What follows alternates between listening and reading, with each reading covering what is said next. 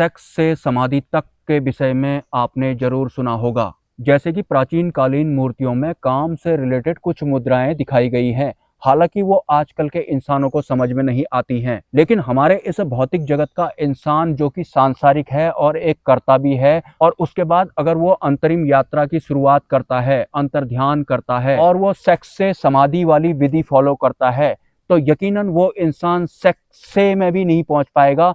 समाधि तो दूर की बात है, सेक्स में ही उसका कांड हो जाएगा। मतलब सेक्स से समाधि जो तीन शब्द हैं, सेक्स में ही उसका कांड हो जाएगा। वो से में भी नहीं पहुंच पाएगा, समाधि तो बहुत दूर की बात है। हालांकि जो काम, क्रोध, लोभ, मोह, भय होते हैं, इन सभी विकारों की सेपरेट अवस्था के साथ भी इंसान समाधि में जा सकता है, उसे समाधि घटित हो सकती है।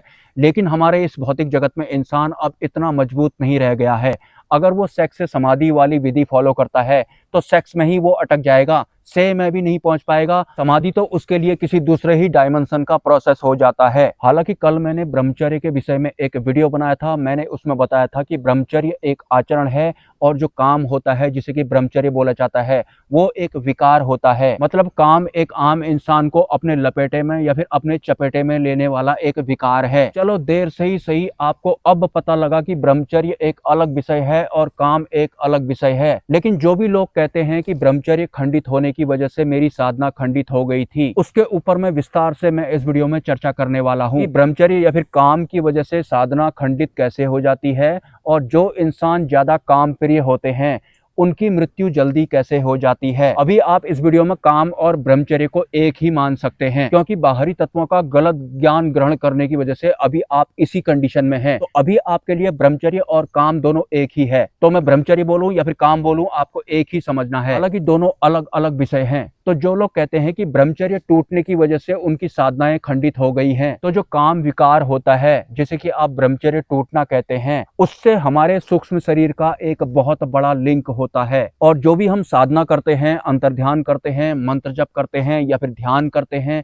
ये सब करने से हमारा सूक्ष्म शरीर चार्ज होता है, ऊर्जावान होता है, या फिर आप सूक्ष्म तत्व का जागृत होना भी इसे बोल सकते हैं। तो साधना करने के दौरान अगर हमारा ब्रह्मचर्य खंडित हो जाता है तो हमारी साधना डगमगा जाती है। मतलब उसकी लय बिगड़ जाती है, या तो वो -1 हो जाती है या फिर वो +1 हो जाती है। वो क्यों हो जाती है, इस विषय पर आगे बात करते हैं। तो जब कोई काम प्रिय इंसान काम की चपेट में आता है, मतलब काम वासना में लिप्त हो जाता है, तो उस क्रिया से एक नए शरीर का निर्माण होता है, या फिर मैं ये कहना चाहूं उस क्रिया से एक नए सूक्ष्म शरीर का निर्माण होता है। और अगर हमारी काम क्रिया से एक नए सूक्ष्म शरीर का निर्माण हो रहा है तो सीधी सी बात है, हमारा जो ओरिजिनल सूक्ष्म शरीर है उसका भी अंश जरूर कम होगा। मतलब जैसे हमारा सूक्ष्म शरीर 100% है और उसके बाद हमने एक नए सूक्ष्म शरीर को जन्म दे दिया, तो हमारा जो सूक्ष्म शरीर है वो 100% से 90% ही रह जाता है। इसे अगर मैं भौतिक जगत वाली लैंग्वेज में थोड़ा और क्लियर करना चाहूँ, जैसे कि आपके पास 100 रुपए का एक नोट है, एक इंसान आता है, उसने आपसे कहा कि मुझे 10 रुपए चाहिए, आपने उसको 10 रुपए दे दिए और उसके बाद उसने आपको 90 रुपए वापस दे दिए। मतलब आपके 100 रुपए का 90 रुपए बन गया, क्योंकि आपने अपने 100 रुपए में से 10 रुपए किसी और को दे दिए। अब वो 10 रुपए से 20 बनाए, 100 बनाए, 50 बनाए, वो तो खैर उसकी लाइफ है। लेकिन आपका 100 रुपए जो 90 बन गया था, वो अब 100 रुपए नहीं बनने वाला है, उसमें 10 रुपए की कमी हो चुकी है। और ऐसे ही अगर आप उस 90 रुपए से 10-10 करके बाकी लोगों को देते जाते हैं, तो आपका वो जो 100 रुपया है वो 50, 30 या फिर 20 या फिर 10 ही रह जाएगा, और दोबारा से वो 100 कभी नहीं बनेगा। ठीक उसी तरह से काम क्रिया करने के दौरान जब एक नए इंसान की उत्पत्ति होती है, एक नए शरीर की उत्पत्ति तो बाद में होती है, एक नए सूक्ष्म शरीर की उत्पत्ति होती है, और वो सूक्ष्म शरीर आपके सूक्ष्म शरीर का ही एक हिस्सा होता है। मतलब आपके सूक्ष्म शरीर का कुछ % निकल गया, उसके बाद जाकर ही एक नए सूक्ष्म शरीर का निर्माण हुआ है। बहुत सारे लोगों के दिमाग में इस तरह की बात भी आती होगी कि एक इंसान है, उनके 3-4 बच्चे हैं, वो तो 90 साल के हैं, उन्हें तो कुछ भी नहीं हुआ। तो जो इंसान 90 साल का है, आपको ठीक ठाक दिखाई पड़ रहा है, वास्तव में वो एक सांसारिक है और जिंदगी भर काम वासना में लिप्त होने के बाद भी उसकी मृत्यु नहीं हुई, लेकिन वो पूर्ण रूप से जीवित भी नहीं है, क्योंकि उसका सूक्ष्म शरीर बहुत ज्यादा कमजोर है।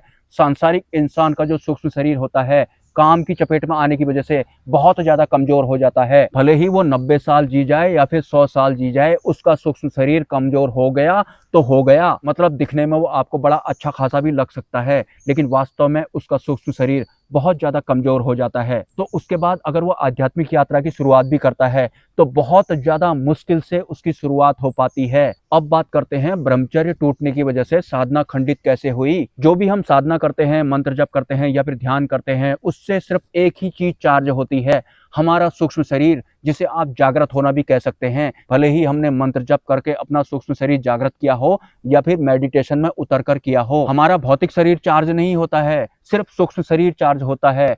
यहाँ बात सिर्फ और सिर्फ सूक्ष्म शरीर के ऊपर या फिर सूक्ष्म तत्वों के ऊपर होती है। तो मंत्र जप करके या फिर ध्यान करके या फिर साधना करके जितना भी हमारा सूक्ष्म शरीर जागृत हुआ था, ऊर्जावान हुआ था, और साधना के दौरान अगर हमारा ब्रह्मचर्य टूट जाता है, मतलब हमारा सूक्ष्म शरीर बट जाता है। हमारे सूक्ष्म शरीर के बटने का मतलब है हमारे सूक्ष्म शरीर का कमजोर पड़ जाना। ब्रह्मचर्य खंडित होने की वजह से हमारा सूक्ष्म शरीर कमजोर पड़ जाता है, तो जितना भी हमने उसे मंत्र जप करके चार्ज किया था वो सब भी बुझ जाता है। तो उस वजह से काम की चपेट में आने की वजह से साधनाएं खंडित हो जाती हैं या फिर हमारी लय बिगड़ जाती है। वैसे काम की वजह से नया सूक्ष्म शरीर उत्पन्न हो जाता है, लेकिन काम की ही वजह से इंसान का सूक्ष्म शरीर कमजोर भी पड़ता है। थोड़ा बहुत काम की चपेट में आप आ सकते हैं, लेकिन काम की वजह से ही इस फिजिकल वर्ल्ड में सरवाइव करना या फिर विवाद तंत्र की चपेट में आ जाना, अपना प्रारब्ध खींच लेना, काम को एक व्यवसाय बना लेना, यही हमारे इस फिजिकल वर्ल्ड में हो रहा है। काम वासना के दौरान जो आपको आनंद की प्राप्ति होती है, अगर उस आनंद की जगह में आपके प्राण निकल जाएं और आपको पता लग जाए कि ऐसा मैं करूंगा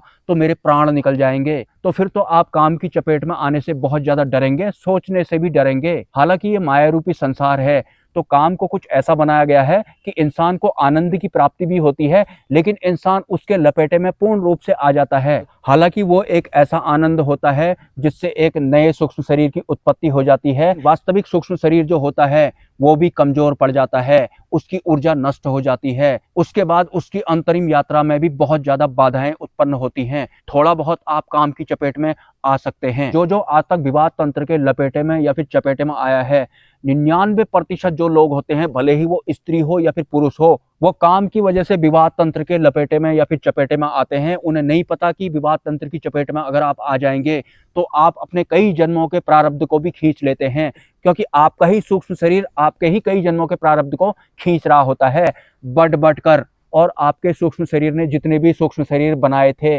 जितने भी अपने प्रारब्ध को आकर्षित किया था, अपने भौतिक जीवन में शामिल किया था, आज उन्हीं की वजह से आपकी अंतरिम यात्रा अधूरी होने वाली है। होने वाली क्या है, हो रही है बहुत से लोगों की। एक कमेंट देखा था मैंने किसी बकैती वाले वीडियो में, किसी 90 साल के इंसान से एक इंसान ने पूछा कि चाचा जो आपको 20 साल की उम्र में चाहिए था, आपको वो मिला, अच्छा हुआ या बुरा हुआ? तो उन चाचा ने बोला जो कि 90 साल के थे, बिल्कुल भी अच्छा नहीं हुआ, नहीं मिलता तो अच्छा होता। लेकिन जब वो चाचा 20 साल के थे, वो काम के लपेटे में और चपेटे में आ गए, और वो ऐसा चाहते भी थे, क्योंकि काम एक विकार ही ऐसा है। एक तो इसको प्रमोट ही कुछ इस तरह से किया गया है, ऊपर से काम वासना के दौरान जो एंजॉयमेंट मिलता है, इंसान चाहता है कि ये एंजॉयमेंट मुझे जिंदगी भर मिलता रहे, लेकिन उसकी भी एक सीमा होती है। जैसे कि 90 साल की उम्र में वो चाचा कहने लगे, अगर मुझे वो सब नहीं मिला होता या फिर मैंने वो सब नहीं किया होता तो कितना अच्छा होता। लेकिन अब पछताए क्या होत, जब चिड़िया चुग गई खेत। काम की चपेट में आने के बाद या फिर विवाद तंत्र की चपेट में आने के बाद इंसानों की क्या हालत हो जाती है,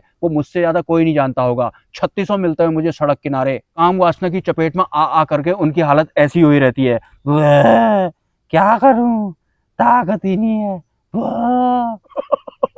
उनका जो सूक्ष्म शरीर होता है वो सिकुड़ चुका होता है, उसमें ताकत ही नहीं होती है, और सूक्ष्म शरीर ही ऊर्जावान नहीं होगा तो फिजिकल बॉडी का क्या हाल होगा आपको तो पता ही है। लेकिन इस मायारूपी संसार में इंसान काम की चपेट में भी आ जाता है और विवाद तंत्र की चपेट में भी आ जाता है, और बहुत सारे वो अपने प्रारब्ध को भी खींच लेता है। 2-3 साल बाद 2-3 कमीशन एजेंट भी आ जाते हैं और उसके सामने कुछ इस तरह से चिल्ला रहे होते हैं, पापा मैगी। जब वो कमीशन एजेंट थोड़ा छोटे छोटे होते हैं तो राक्षसों की तरफ बिना मतलब के ही चिल्ला रहे होते हैं। भूत प्रेतों को आपने चिल्लाते हुए देखा होगा, भूत प्रेतों की आवाज, उनका चिल्लाना और छोटे छोटे कमीशन एजेंटों का चिल्लाना सेम होता है। लेकिन जो माया होती है वो इंसानों को ठग देती है। छोटे छोटे जो कमीशन एजेंट होते हैं वो उनके मोह में भी पड़ जाता है। वास्तव में जो माया होती है बहुत ज्यादा प्रबल होती है, वो हर एक सांसारिक इंसान को बहुत ही आसानी से ठग ले जाती है। लेकिन इंसान को पता भी नहीं होता है, वो विवाह तंत्र को जायज ठहराने में लगा होता है। विवाह तंत्र की वजह से जो समाज का निर्माण हो जाता है,